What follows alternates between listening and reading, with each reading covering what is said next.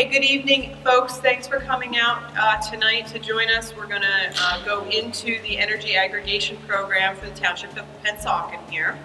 My name is Stacia Scaduto. I'm with Commercial Utility Consultants. I have Tara Pasca with T&M Associates. T&M is the consulting engineer for the township here. And we also have Mark Davis with Talon Energy. And Talon, per your mailer, was the winning supplier for the program. So I'm going to get into the whole thing. I have about a 10-minute, maybe 15-minute presentation, and then I'll go through a couple of quick questions at the end and certainly open it up to you folks then. So in order to understand where we got to this evening and where we are with energy aggregation, I'm going to talk a little bit about how energy works with the utility companies and how the process for them, because that really has a lot of background information as to how an energy aggregation program can work. So energy deregulation, does everybody know what that is, or you've heard of it maybe at least, right? Energy deregulation is the separation of your supply, your actual energy, from the delivery of the energy. So prior to deregulation, those two functions used to be bound together, if you will. After deregulation, it's split. So the illustration I have here explains the kind of before and after. And by the way, New Jersey has been deregulated since 1999. So for the last 17 years, those functions have been split. The illustration. The top part is prior to 99, where we show that where the energy came from the power plant or the generation plant to the local utility company to you. So that's when deregulation was together and public service was handling both of those functions. The lower part of the illustration explains post-99, which is it goes from the power plants to a third-party supplier to the local utility company, to you. So we spend a little bit of time on this and we point this out for a couple reasons.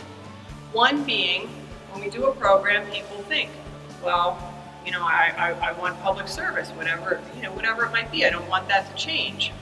Well, we're pointing this out because a lot of folks don't realize that public service isn't generating the majority of your electricity anymore. And again, they haven't since 1999. They are now purchasing it. They purchase it from somebody else. So the portion on your bill that you're paying for that supply part goes to a different company anyway. So then you would say, well, okay, that's fine, but then how does that work? Because we're getting our electricity from somewhere, public service is getting it from somewhere, and they're charging me something. Well, it goes through what's called the BPU auction, or I'm sorry, the BGS auction. This auction is run and overseen by the BPU, which is the Board of Public Utilities. This auction for the electric service happens once a year. Every utility company in the state goes through and gets their energy and gets their rates through this auction process. It's a generation service. If you look on your bill, that's the default term for your electricity. Every utility company uses it. But that goes back to this whole process. So these are the winners of the 2016 BGS auction. The statewide auction happens once a year in February, and we have BP Energy, Exelon, Noble. Public Service actually has a small portion. Talon Energy, they participated, and TransCanada. So those are some of the people that are supplying you your electricity, as well as the rest of the residents throughout New Jersey. So this brings us to what is government energy aggregation and what are we talking about here this evening. It started with the Government Energy Aggregation Act of 2003. And what that did was it allowed for municipalities to aggregate their energy usage. And by that I mean buildings like this, school districts, township hall, township municipal buildings, rec centers, senior centers, any streetlight accounts, anything that the township may be paying electricity on, It allowed for them to bundle all of that together so that they weren't paying, one rate over here, a completely different rate over here that was so significantly higher. Bundles it together, bulk purchase, if you will, and it got them lower rates. And then to take that a step further, most municipalities participate in a big co-op. And then other surrounding municipalities are joining in, and you're getting lower rates. So again, that's for the whole township, and it worked. So in 2012, the BPU said, well, this is working for our municipalities. It's lowered their electricity costs for them. It's lower rates then for taxpayers, obviously. So let's see if there's something that we can do that helps the residents that live within those municipal boundaries. And they revamped what's called, we refer to as Title 14. And that happened around August of 2012. So Title 14 is what oversees this program that we're talking about today, Government Energy Aggregation. It's a state statute. It was written by the BPU and Rate Council, and it's also overseen by the GEA, which is the Department of Community Affairs. So every step about this program, everything that we have to do, all of the process and procedure, lots of I's that get dotted, a lot of T's that get crossed, all go through and are overseen by 3 state agencies. The township, in order to do anything, they actually, should say ordinance, I apologize. They passed an ordinance in November of 2013 to open up a residential energy aggregation program. And at that time, they just said, let's see what it can do. Since then, we had approximately maybe 4 or 5 auctions. Those prior auctions did not achieve any results that resulted in a reduced rate for you. So the program did not proceed. However, we recently had one on March 8th, and we did get results that gave you a reduction in your electric rate. So we competed against that BGS auction because we're just using the Township of Pennsauken's load, not the entire state. So suppliers are able to drill down a little bit and kind of sharpen the pencil and give you a better rate. And that's what happened. We have a winning supplier, Talon Energy, and by winning it means they're the supplier of a few that participated and gave us the lowest rate for the best term. It was really what was best that gave you the most reduction for the residents here. So our auction results are 10.86, actually 10.865, versus the PSE&G default rate of 12.43. So default rate, I used that term earlier. That's just, again, generic term for your BGS rate. It's just if you're not on a third-party supplier, you're on the default supply. Another thing I want to point out is the 12.43. That's an average rate. If you were to look for that number on your bill, you're not going to see it. Because if you remember, averages, what are they made of? Highs and lows. So this is an average rate over the last 12 months of what public service had charged. In addition, the BPU, through that statewide auction I mentioned earlier, approved a 3.5% increase. And that will be coming to residents in public service territory effective June 1st. So the 12.43 average does include that increase of 3.5% also. Again, just keep in mind that that's the average. You're not going to see that on your bill.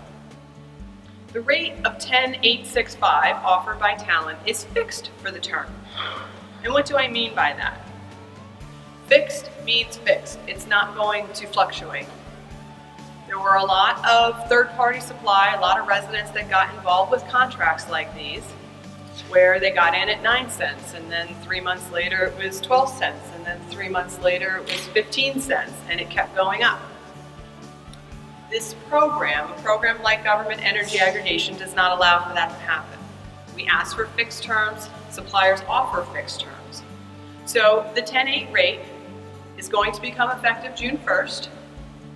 It's going to be that same rate in August, it's going to be 10.8 in December, it's going to be 10.8 next March. It'll be 10/8 until September of 2017. Okay? So again, fixed for the term, not a variable. This is very different than other third-party contracts. When we have a lot of these outreach meetings, folks will come out and they'll say, oh, I know, I did this before and I got wrapped in and it was horrible and I had increased rates and I had to pay $300 to get out of it. Not the same thing. It's very different. Government energy aggregation provides protections you normally can't get on your own. So just to reiterate, we're here, it starts June 1st, goes through September of 2017. What should you expect? There's a mailer that was sent out to everybody. It includes information on the program, what it is, gave the rates that I just went over, gave the terms that I just went over, explains your opt-out options if you wish to. So we'll talk about opt-outs in a couple of minutes here. But the program includes those who are already not with a third-party supplier. The way that the statute's written is they figured if you've already chosen a third-party supplier on your own, you're not automatically included in. I guess they figured you like the company that you're with, you like the rate that you have. However, you can come and join the program if you'd like at a later time. The form letter that's in your packet there was provided by the BPU. Gives, again, all the program information, ways to opt out, mail return, 800 number, website. And again, something to point out, if you wish to opt out and you want to call the 800 number, they're not there to give you a sales spiel. They're there to just help you out, opt you out of the program if you wish. So what should you expect?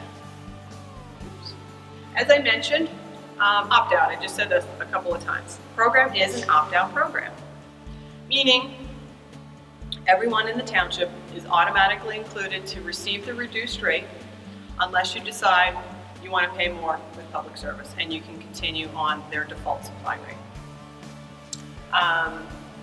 Again, the opt-out functions and features are all listed in your letter there. We have an opt-out period initially. That period is 30 days, which I believe ends right at the beginning of May sometime. That opt-out period right now, what we're in, and we're coming out and doing these meetings, if you decide to opt out during this 30 days, it just means you will never be enrolled in the program, you stay with PSE&G, nothing changes for you. However, another benefit of the program is that you can always opt out. Let's say you forget, or you decide that you want to try it, and then in a couple of months decide you found a different rate and you want to go with a different third-party supplier. You can opt out then.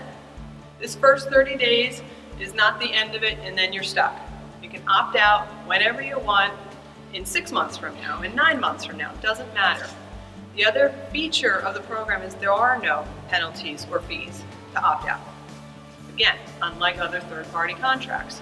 You want to cancel that contract, you're going to pay a cancellation fee. It is not the same with this. So after we get through the whole 30 days, you're going to stay with the program, get the reduction. Public Service is going to send you a letter confirming your participation in the program. And it basically just says, we understand you're going to be part of the program, you're going to get switched over to Talent Energy, they're going to start supplying the energy for you on such and such a date, and it'll give you that date in June. It also, again, in case you missed it, you didn't get it, maybe you threw away the mailer, it gives you another 7 days to rescind. So again, you're not ever enrolled. It's all explained in that letter. And again, Talent Energy will begin serving with your June meter read. So an example public service bill here. The yellow arrow, it points to BGS Energy. Again, as I think I said earlier, that's on your bill right now. Basic generation service. That's not going to say that anymore. This is the only thing on your bill that's going to change. It's the only thing that's really going to change ever. Nothing, you're not going to notice anything else other than this one line on your bill. It won't say BGS Energy because you're not on the default supply anymore. It will say Talent Energy. And right next to it, you will have the rate, your 10865. The smaller part below that I know that you probably can't see, it's a little italicized paragraph there. On your bill, every single month, this is where you get to check up on us. Because on this bill every single month, it's going to say, if you were purchasing your energy through public service, this is how much you would have paid. So you'll be able to see that, look, I'm saving. It's all going to be right there in black and white for you. Okay? Very transparent for you. Nobody's hiding anything. And this is a very good thing that the utilities do so that this way you know it's all right here. So a couple questions. Who do I call if my electricity goes out? I'm going to call public service. Remember when I first started talking, we talked about the separation with delivery. Public service is responsible, solely responsible for your delivery. Electricity goes out, they're not delivering it. They have to fix it. You're also paying for them to fix it as part of your delivery charges. Are you penalized? Absolutely not. This is a benefit that's being offered to you. It's an option. If you don't want it, you opt out, done deal. Will there be different bills? No. You are still going to receive one bill from public service. You'll still just pay public service. One other thing is a lot of folks have like the worry-free contracts for appliances. That all remains intact as well. Nothing changes. Does this hurt PSE&G? No, it does not. And what I mean by this is there are people that work for them, maybe have pensions from them, have family members that work for them, thinking, well, people are going to lose their job because they're not going to be supplying as much. It's not true. And the reason is, if we go back to the illustration I showed you with the pre and post 99. Since 1999, the way that a program like this works and the way that they operate is they're only delivering supply, or I'm sorry, they're only delivering to you. They're not generating the supply. So for the last 17 years, their business model has been exactly what it is. Nothing's going to change for them. Doesn't mean that the guys that are out there on the wires that are going to fix anything for you are going to put you on the bottom of the list. They don't care where you're getting your supply from because they're not generating it, they're not making any money from it. Who do I call with billing questions? You call PSE&G. They're reading your meter, they're generating your bill, they're taking your payment. You can also call Talon. Their information will be on your bill for you as well. If I opt out, can I opt back in? Absolutely. You can come and go through the program as you please. Again, no fees, no penalties ever. Is budget billing offered? Yes. If you're a current budget bill customer, you want to continue, that will be offered. It will be automatic, nothing you have to do. You can also opt to get it in the future if you'd like. What if I already have a third-party supplier? Again, as I mentioned, you're not automatically included. However, we got a lot of calls today and yesterday from a lot of people. This rate is much lower. They want to come with us. We'll help them through that. We can sweep you in. And the big question is, why do I have to opt out versus opting in? So we talked about Title 14 earlier, the state statute that oversees the program and how the BPU wrote it. Ultimately, in order to run a program like this and offer residents the reduction along with the benefits and the protections, it has to be run as an opt-out program because that's how Title 14 is written. We don't, unfortunately, have the option of running it any other way. So we've seen a lot. We've done this program a couple dozen times throughout the state, and we've seen that about 80 to 90% of residents take the reduction because it just kind of makes sense. So again, in order to run it, that's how we have to run it. So at this point, I'm going to open it up to you guys for any questions that you might have that I didn't cover. Yes, ma'am. The question was, what happens next September at the end of this contract term? So basically, early summer, late spring next year, we would approach town council here and say, did you like the program? Would you like for us to proceed again in trying to obtain another rate? If the answer is yes, assuming it will be, we would basically go through that whole auction process again, and providing that we're able to get a reduced rate against what the rate will be next year, you'll get that information in the mail as well. And if, again, opt out, whatever it might be. If we cannot get a reduced rate, because the program only operates if there's a reduction. then you will automatically go back to public service. Nothing you need to do. You'll get a notice saying that, and that's it.